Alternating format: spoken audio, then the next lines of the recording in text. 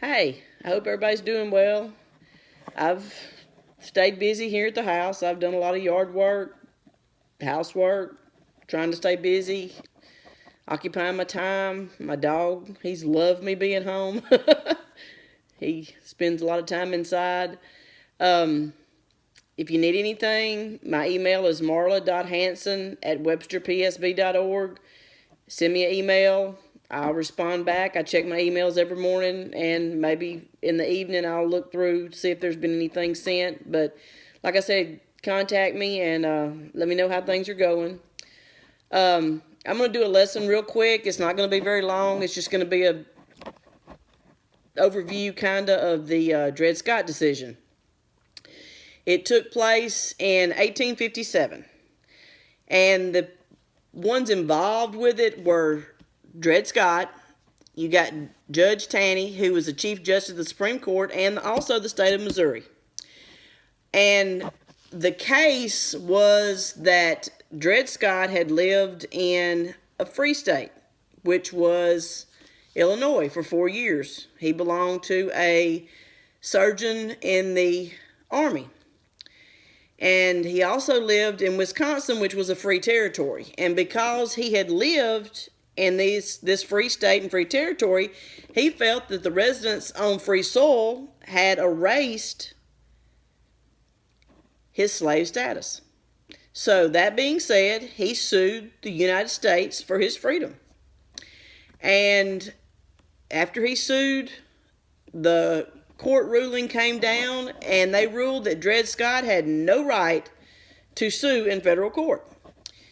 The Missouri Compromise, it was unconstitutional at the time, had no right to exclude slavery from the territories. And if you remember, the Missouri Compromise was where there was a balance. You had the exact same number of free states, 11, compared to 11 slave states.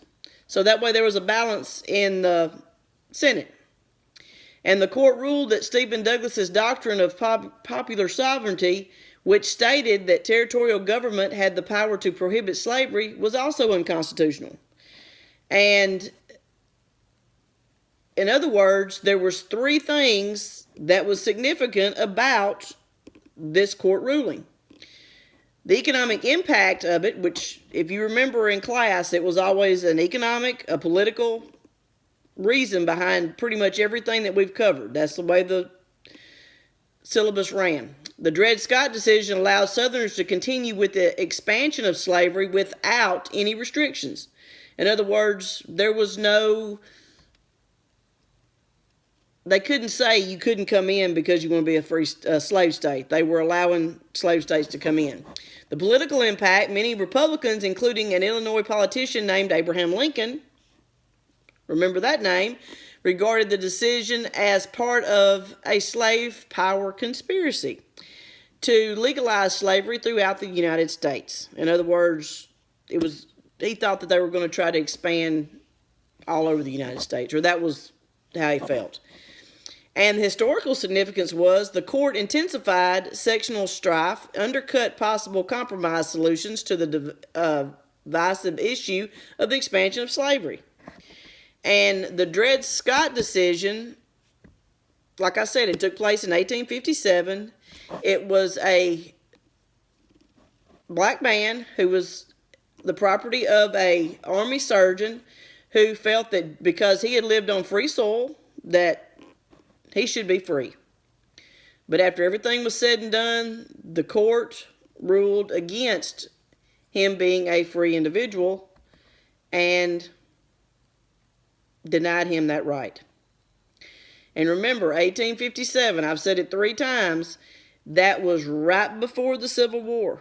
About 3 years before the Civil War actually took place. So you can see the tensions are beginning to get heated amongst the free and the slave states. So that being said, I will be back next week with another lesson that goes a little bit further down. We're going to be talking about the Lincoln-Douglas debates, which took place right before the Civil War started.